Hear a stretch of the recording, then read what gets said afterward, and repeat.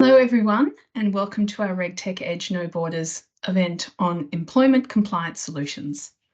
In the spirit of reconciliation, the RegTech Association acknowledges the traditional custodians of country throughout Australia and their connections to land, sea and community.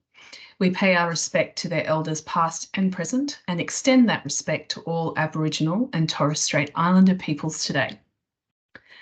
Since 2020, we have had over 18,000 people from more than 85 countries attend our programs, which we're very chuffed about, given that we're a small team, but we're mighty.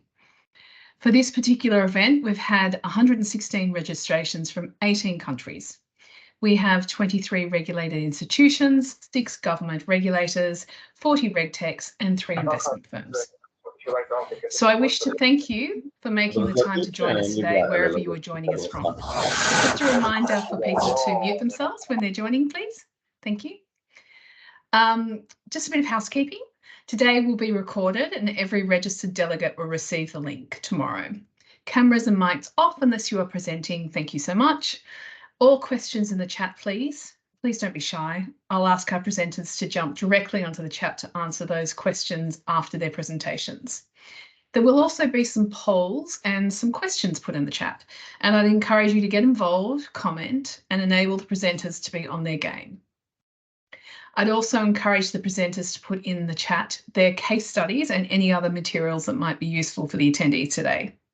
And to our presenters, I'd like to respectively ask that you not go over your 5 minutes so that everyone gets an equal opportunity.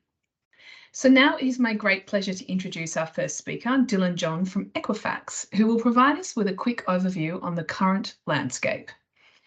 Dylan is Executive General Manager at Equifax Workforce Solutions based in Sydney, Australia. He is a senior cross-functional leader with over 25 years experience in the HR technology space. Having previously worked for such industry leaders as SAP SuccessFactors, Oracle and Cornerstone On Demand. Now, leading the Workforce Solutions business unit for Equifax Australia and New Zealand, Dylan is going to open our session today and provide us with his perspective on our topic of employment compliance. Over to you, Dylan. Thank you.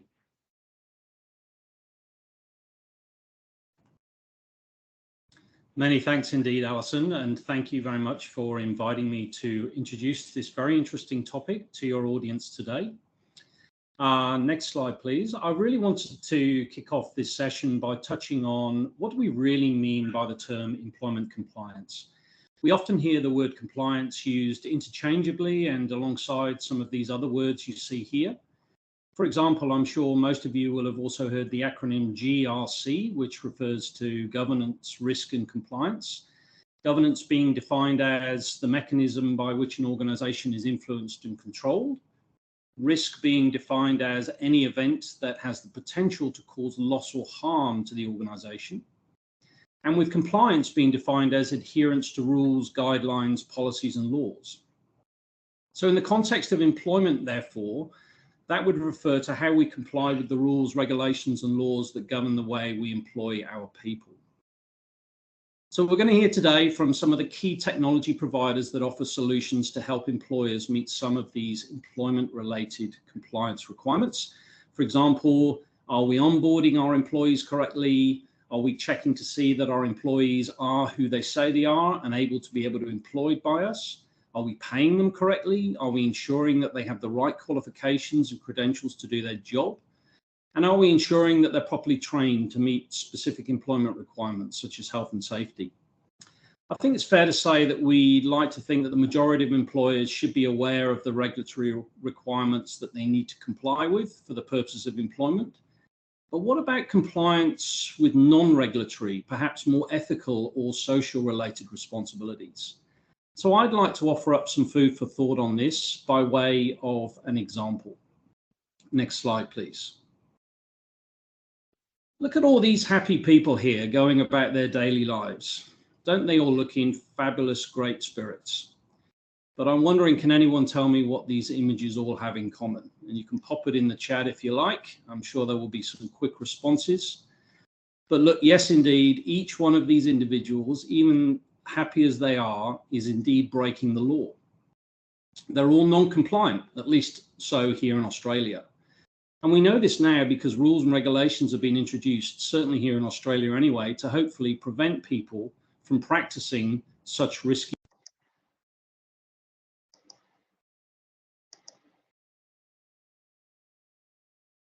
Hi, Dylan. I think you've gone on mute. Sorry.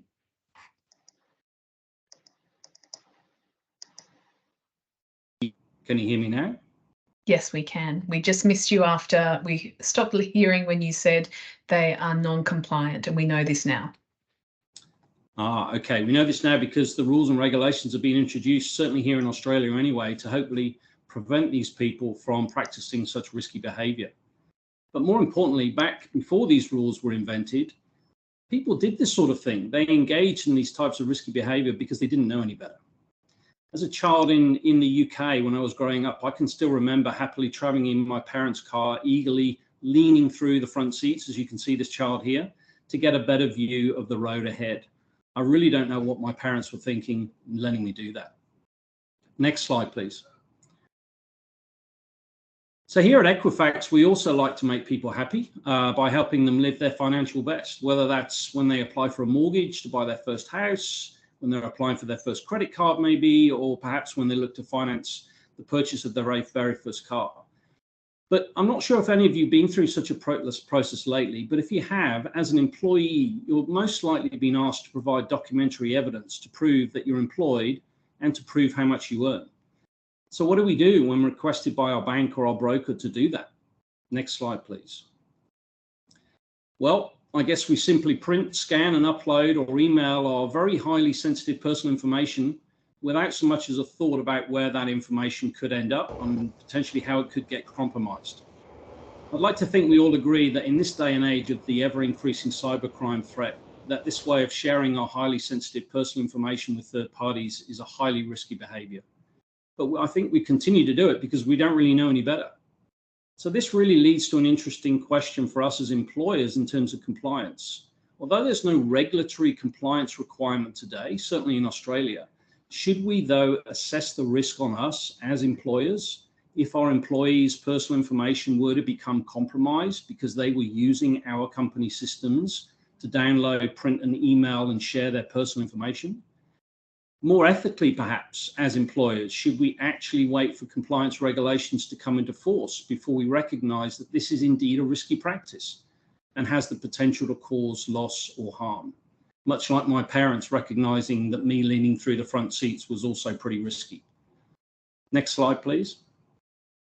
Notwithstanding whether or not we take a more ethical view on this risk in the shorter term, regulatory change in Australia is potentially coming. You can see here, there is a Privacy Act review. A lot of you will be aware of this, and it's aimed at strengthening the protection of personal information in Australia. I'll not go into this in great detail now, and you can follow up with your own research. But for employers, there's a number of key measures being considered, including, for example, changes to the employee records exemption, the requirement for entities to enter and identify and mitigate risks before engaging in high privacy risk practices, and the requirement for entities to keep personal information secure. Next slide, please.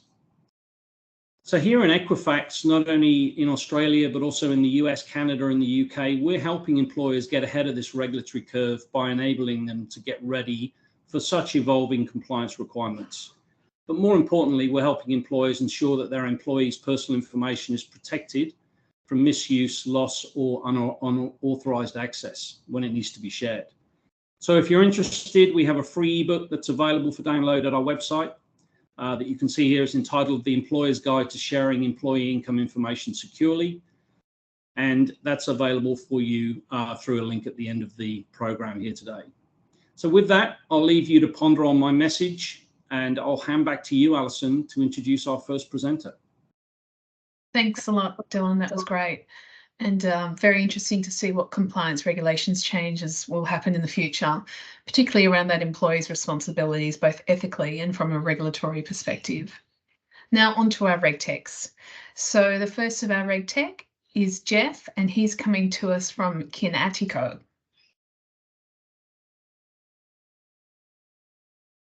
Thank you, Alison. You got that right. And look, good segue from the session that Dylan just went through. If you could just go to slide 3, Alison, would be good, if you could, thank you. Just for everyone's context and understanding the background of Kinetico, might know us as CV Check. We're founded in 2004. We were one of the first online screening platforms that was launched back then. And then 12 years later, we acquired the Resume Check NZ business, which gave us that ANZ footprint across Australia and New Zealand. And then in 2021, as part of our strategic intent, was we acquired Bright People Technologies. And the reason for that was to be more relevant in the compliance space as we sort of evolved as an organisation, where today we offer up that real-time compliance monitoring. Of recent times, we have rebranded as Kinetico, which now is the umbrella brand for brands such as CV Check and others, where we become that compliance solution in market. Next slide, please. I'm going to take you through a customer journey with Kinetico, and the relevance and the importance of this is just understanding where screening and onboarding process has begun and now how that moves into ongoing compliance in the life cycle of an employee. The sort of the red squiggly line through the middle of the slide is probably the best way to describe it. If you look at the top of the beginning of that curve around background screening and verification work that's highlighted there, that's where a lot of the screening organisations sit today within the industry, and that's where we did sit in this space. The main part of that is it's the onboarding and the screening of a candidate as they enter a business. The differentiator for us moving forward is more along the lines of everything to the right of that, and I'm not going to go through every point here today, but the main part is how do you create that ongoing compliance around an employee's life cycle. And as Dylan just touched on in his presentation at the beginning, the importance of what we do day in and day out and the need of being compliant becomes critical. Next slide, please, Alison. So we talk about the Kinetico advantage. We talk about the space we play in and also our advantage, but more so the space that we play in today.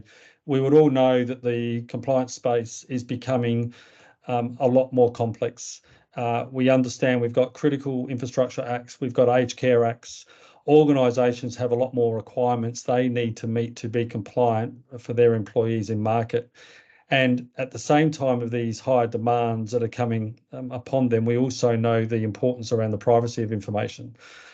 Compliance is complex, and we know through some of our market research that people can spend up 80% of their day in, day out, just managing compliance, where we actually help simplify that. So our advantage is through the large customer base we've got and the history we've got in this space is how we help organisations by reducing operational overheads in meeting regulatory requirements, but also becoming compliant within the sector they sit within. And it's really about how we take that heavy lifting away from their organisation. Next slide, please, Alison. I won't get into this in too much detail, just in the essence of time, but this slide really depicts the before and the after. And on the left, you will see around current manual operations, as this is how compliance is managed in a lot of organisations today, and the process and the rigour and the structure and the somewhat headaches that people have to manage through incomplete audit trails, no reminders. Excel is their database that they work within. It's got no prompt. It's about as reliable as the data that goes into it. Moving to the right, where we offer up a Kinetico solution today, and the importance around a real-time compliance management model where you've got the reminders, you've got the expiry alerts, and you understand how to pull the reporting out through live dashboards, even to having some type of on-site app access. Next slide, please, Alison. Just before I wrap up, this slide here talks about how our technology helps organisations to know their people. We're really becoming experienced in the marketplace to understand the needs and the requirements, and also the risks and the reputable damage and the penalties and fines that can come to organisations without having that right compliance in place. And we're becoming that trusted advisor, somewhat an educator in marketplace in our knowledge base. Last slide, please, Alison. And these are just some of the brands that we're working with today and helping them be compliant through that whole life cycle piece of the employee from end to end. And that's about it. Alison, you're on mute. Sorry about that. That's all right. Thanks, Jeff. That was great, and feel free to put any links or anything in the chat function for people to be able to connect with you. That's great.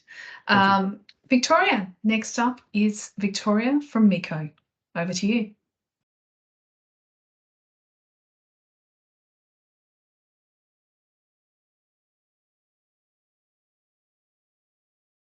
Hello, Victoria. Have we got Victoria, or do we need to? No, I'm here. Oh, excellent. Sorry. Over to you. Thank you. Thanks very much. Thank you for the introduction, and hello, everyone. I'm going to talk about the privacy, security, and convenience benefits that verifiable credentials bring to employee compliance.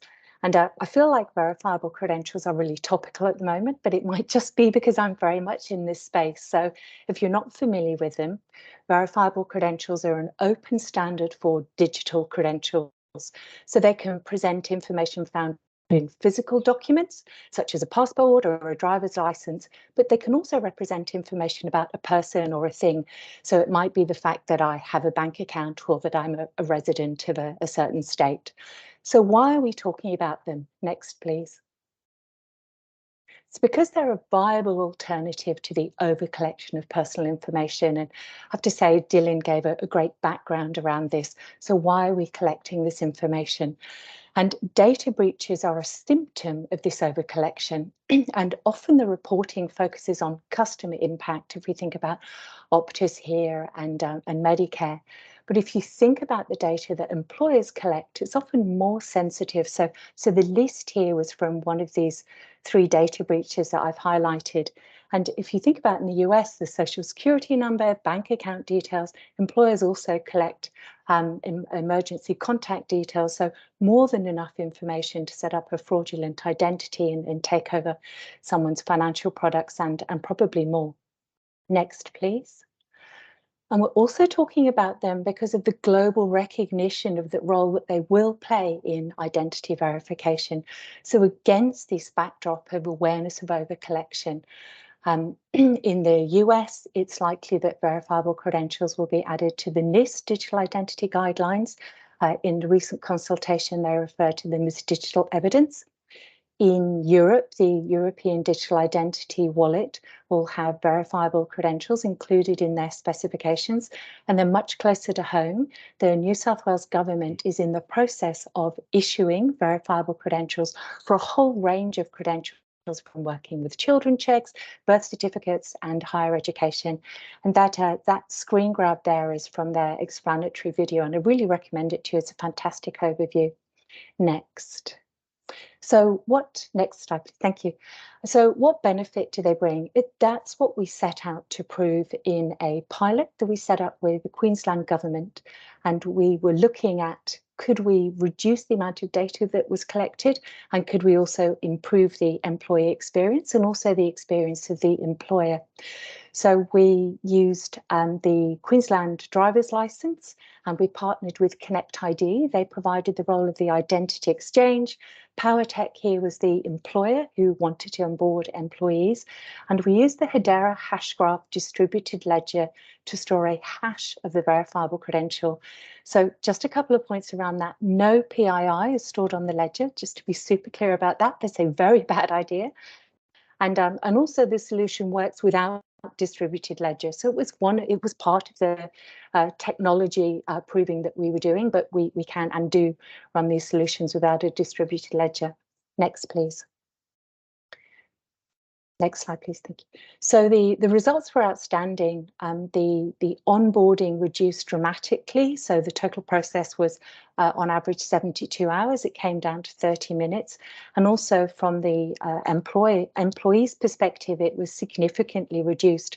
So this process where they log into the Queensland service and connect their driver's license and have an issued credential, that was replacing a much more onerous process where they were looking up driver's licenses, scanning them, uploading them, and emailing them to the local government, to the PowerTech, and 100% of participants felt that this was a better solution. Next slide, please.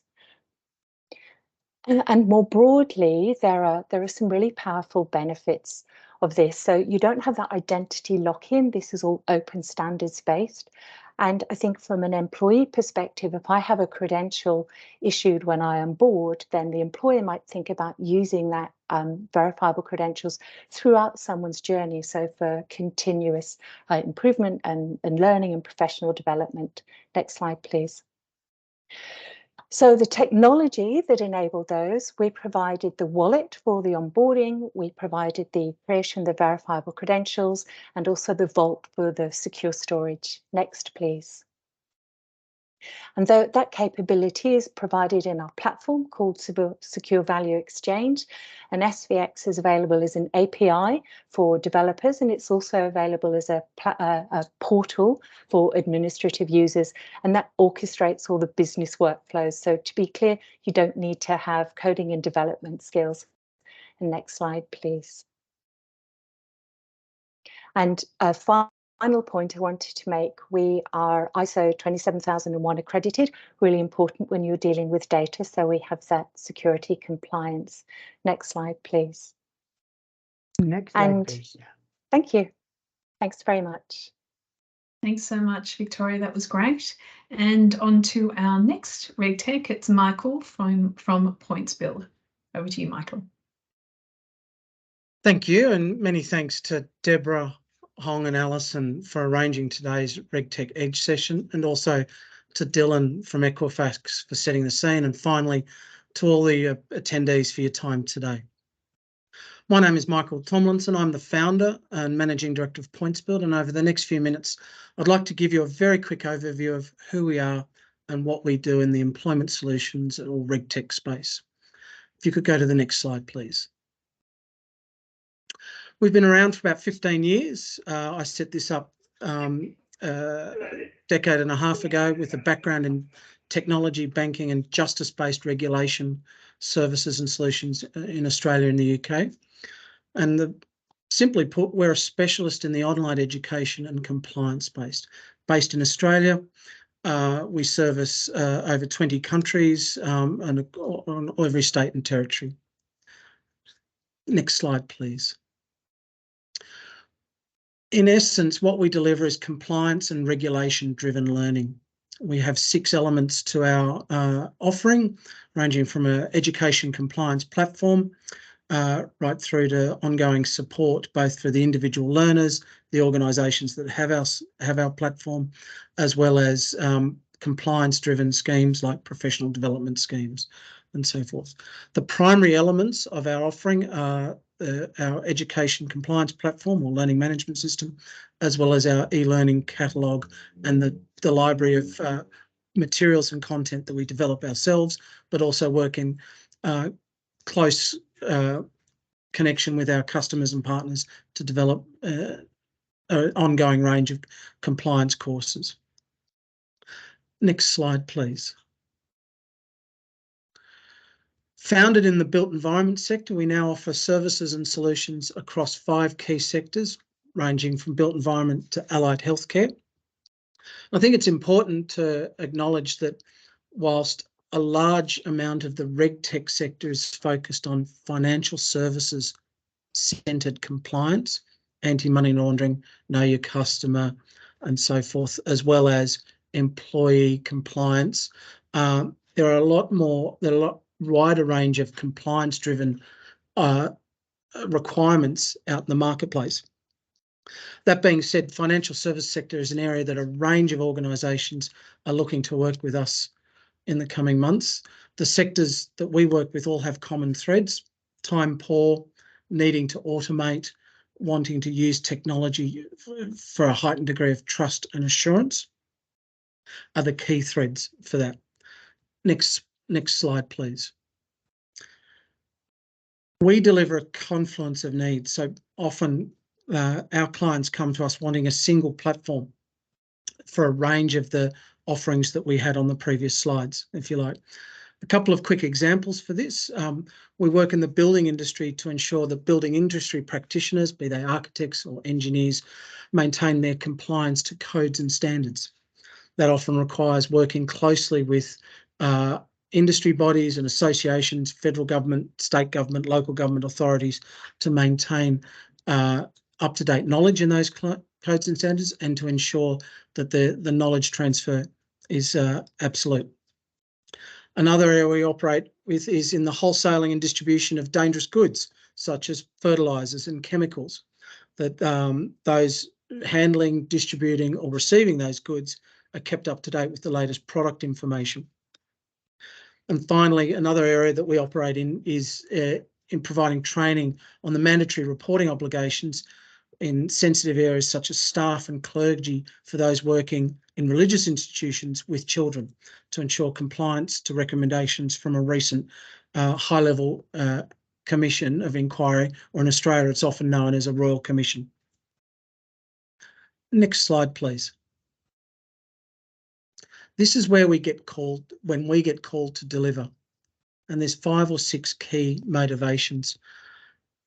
Fundamentally, it's around the implementing the education-based recommendations to high-profile inquiries, be they recently in aged care and elder abuse, the building and construction industry, institutional child abuse, and also education about recent policy changes. They could be state government policy changes as a result of, say, recent elections, or federal government changes of policy as well.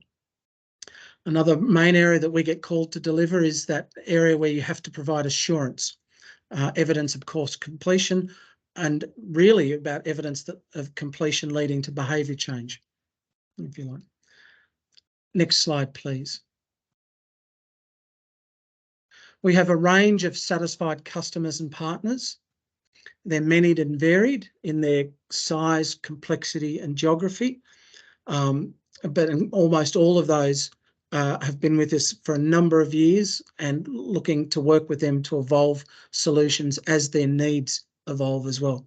Compliance and regulation is one of the areas that is changing the most, and we have a great need to respond to our clients' evolving obligations. Next slide, please.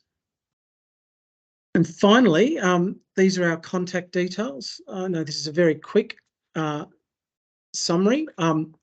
I would ask for those of you on today's call to please reach out and connect. And I've got a request from each of you, is I'd be keen to meet with you and understand what you do and how you do it, especially in the area of using technology to solve a regulatory or compliance problem. Thank you very much for your time. Thanks, Michael. That was great. On to Mark from Verimark, please. Thanks, Alison. Can you hear me okay coming through?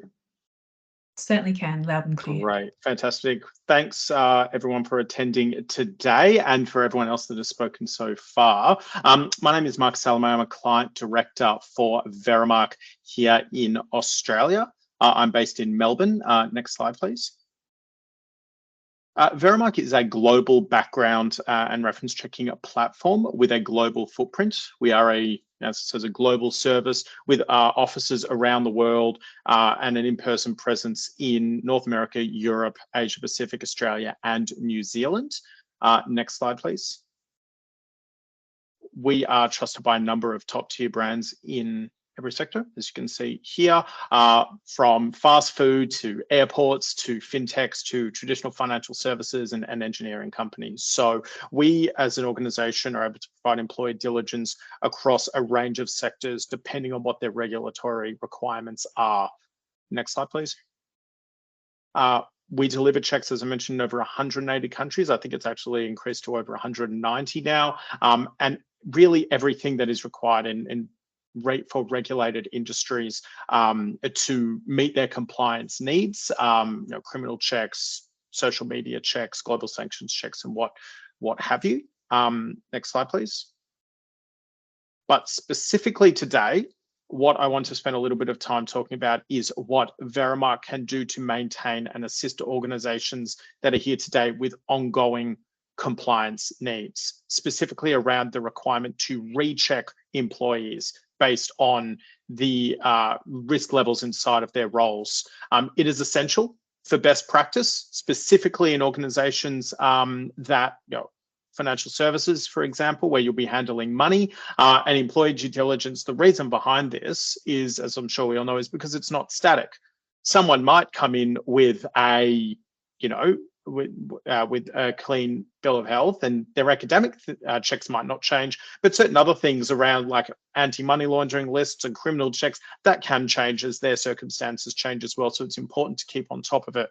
Here in Australia, AUSTRAC recommends rescreening whenever an employee changes into a high risk role, money transfer, terrorist finance associated roles, as well as annually on all staff as well, to make sure that there aren't unhappy surprises down the line.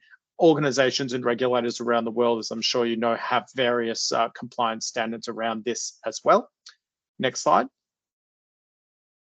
The cost can be severe. In Australia, AUSTRAC fines can be up to 20,000 penalty units, each unit being $275 for non-compliance with AML/CTF regulation.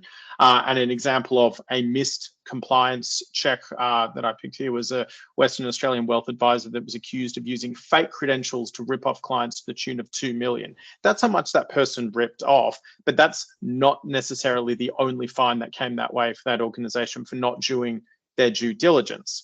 Now, the problem with this place is that traditionally it has been, as someone who's worked in sort of the people management space of financial services in the past, it's a very manual process, often separated from traditional employee due diligence when someone starts, which creates the propensity for a very manual process, a bad employee experience. Employees often question as to why they're doing checks for a job they already have. And that means that that's where the opportunity for risk opens up. Next slide, please. So what Verimark does is automate that entire process inside of our secure platform. Whenever a candidate is required to do a check based on the regulatory requirements of that country, for example, here a criminal check, you're able to select how often they have to do that, whether it be on an annual basis, a custom amount, month, or just a one-off, depending on what's needed. And what that will mean is that the system will automatically know intelligently when this candidate or this employee who has already done checks before comes into the system, and will automatically send out a rescreening check for them to do. Therefore, what that does is it basically reduces the need to track it at all, provided it's set up correctly and in line with regulatory requirements at the start, and is refreshed to be in line with new regulatory changes that come along. You don't need to even think about it at all. You can simply set it up once and it will automatically pre-populate with existing candidate data from the previous check.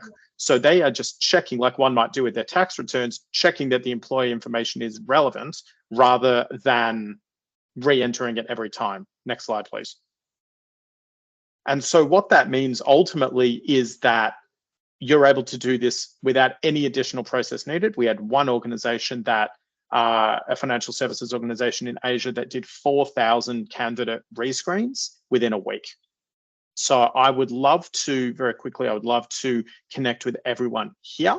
I will put some details to connect with me in the chat, but yeah, thank you very much for everyone's time. Thanks so much, Mark. I appreciate that.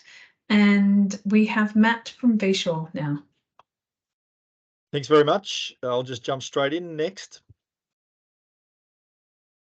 Visual has been around. This is actually this month our 11th birthday. We were founded by this gentleman, Mark Webster, the former president of the Migration Institute of New South Wales.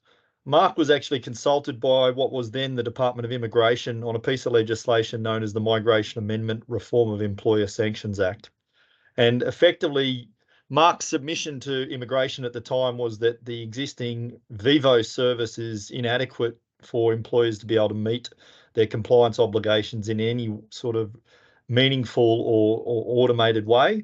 And he proposed to them that they do something about alerting employers to changes in visas, etc. All this discussion of real-time compliance that's been talked about so far. And so when they said, yeah, great idea, but our technology is really old, and we can't do that, he said, how about I build it? And so he set about building Visual back 11 years now. And effectively, since then, we've focused on one thing and one thing only, which is this area of the legislation called the Migration Amendment Act and what's known as work rights compliance. Whenever you employ someone in Australia, you have the legal obligation to check their right to work. And in the case of a visa holder, you must take reasonable steps at reasonable times to ensure they're maintaining their work rights. And so we are by far and away the largest supplier in the space. We do well over 1 million visa checks annually, and we continue to grow exponentially. Next. Our customers include some of the biggest brands in Australia across key industries. Our focus from a growth perspective has been on the key industries of retail, hospitality, and agriculture, who have the largest need of temporary visa holders. We also supply a lot of fintechs, including a couple on the call here today, with the underlying visa check technology. We have a special arrangement with Home Affairs, and because we focus on nothing but maintaining our technology, we're able to supply that service out to others who do far more than us. I have a theory on technology. You either need to be really, really big or really, really niche. And this business has chosen to be really, really niche. We're the best supplier of visa checks in Australia. Moving on next. We offer 4 products out to the market. We offer end users such as Kmart and Target, those sort of brands that you saw, a web application that allows them to validate the work rights of their staff, both at the point of recruitment and then through the ongoing cycle of employment of temporary visa holders. We also offer out a white label solution for larger consulting firms, etc., to be able to brand and take our product to market. Other fintechs are able to use, and RegTechs are able to use our VivoCheck API. And then we also have an education edition for larger CRICOS providers of international students. Next. From a work rights compliance perspective, our web application does 4 things very quickly. It's an initial right to work check at the point of onboarding. You need to validate whether, if the person says they're an Australian citizen, they need to prove it. If they're a non-citizen, then you need to get the relevant documents such as passport and perform a visa check.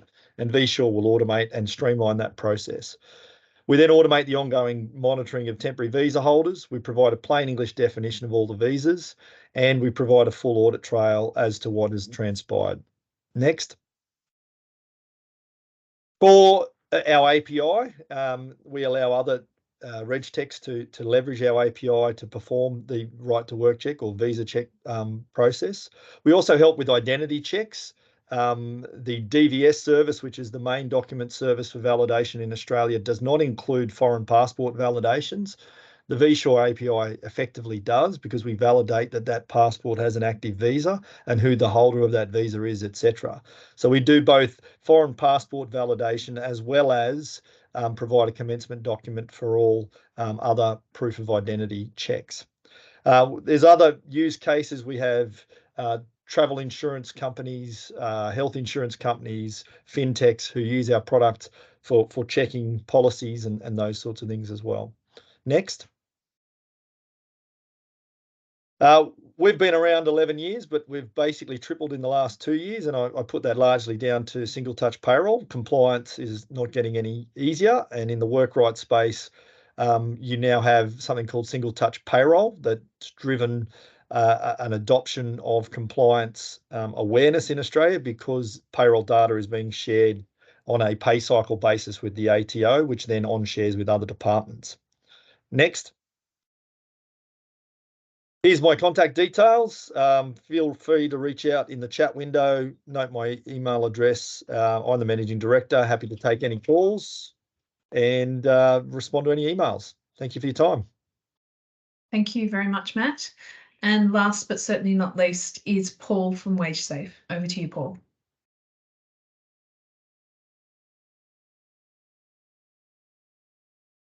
Thank you very much, and appreciate the opportunity. Good afternoon. My name is Paul Timms. I'm the CRO for WageSafe. Briefly, WageSafe was founded by 2 companies working in and around the market, one approaching as an experienced employee relations consultancy, the other as a software development company. We're located in Sydney, and we've been live in market now for 12 months. So I feel a little bit like the baby on this particular call. In terms of, next slide, please. Do you know if you delivered the right pay today? If we look at the headlines in the national sheets and trade journals, we may have seen an answer to this particular question. And also at the same time, if you've been lucky enough, and my wife was one of these, you may even received a check in the mail from a previous employer, and you have to then wonder. Next slide, please. So it's a simple yet powerful question that most businesses really struggle to answer and to a degree acknowledge. So let's look at some of the reasons why. First of all, in Australia, we've got the world's most complex labour laws. I'm sure all in the room can acknowledge this. However, with 120 awards, more than 10,000 enterprise agreements out there, and interpretation issues by pretty much anyone, there's regular updates. It's a minefield.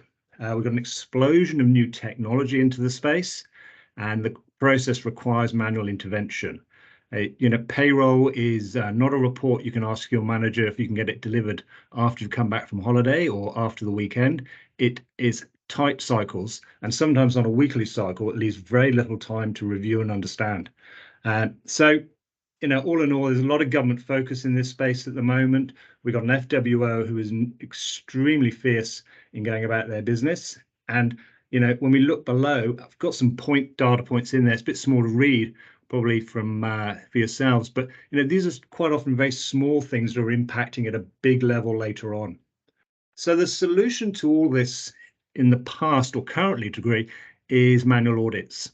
Now, if we look at manual audits, sorry, next slide, beg your pardon. I'm running ahead of myself, apologies. So yeah, the solution was manual audits and retrospective remediation. In the situation here, you appoint an auditor or you appoint somebody internally to do that work. You go out and collect the data. You then go through a process of review and interpretation, scrub data, analyze data, payroll data. There's lots of it. It's complicated. And then eventually work out how big the gap is. You face the board, you face the press, and then you start remediating. Rinse and repeat. So current solution, manual retrospective. WageSafe, next slide, please. WageSafe is putting a stop to that. It's a stop to manual retrospective payroll audits and move to an ongoing assurance today. Next slide, please. So this is what WageSafe delivers. First off, it's cloud hosted. It's business-to-business software as a service. It's deployed based on roles and access requirements. The platform comprises three key elements: robust APIs for bringing in the data, an award integration interpretation engine that can be configured based on the client requirements, customizable user interface to render information, and managed on a role-based user basis. This delivers then a real-time insight to what happened to the last pay run. You can search on previous pay runs. Think of it a little bit like the engine light on the dashboard of your car. Plus, then you've got a diagnostic tool to look into that engine light issue and drill into exactly where the problem lies. Further, the detailed audit report allows input by the manager on proposed resolution, so you have a record. This is important if the FWO comes calling. Leading to then reduced potential for brand and reputational risk, lower overall costs, and maximizing payroll efficiency. Payroll teams, HR teams aren't then bedded down in detail around pay, detail around interpretation. They're getting on with the more strategic objectives they need to concentrate on. So we've been live now in the market for 12 months, and we've got a clear category in terms of the category that we actually own. At the same time now, what we've really started to get a grip of is the common issues that exist in the market. We're live with national clients across fast food, retail, restaurant, hospitality, and energy. Those first four there, they're probably the more risky in terms of what you may or may not have seen in the papers or news. We have integrated with a plethora of time and attendance payroll systems that are out there, as well as the HRIS systems. And now what we're seeing in this first 12 months now is an evidential ROI that supports both sales and also for value for customer.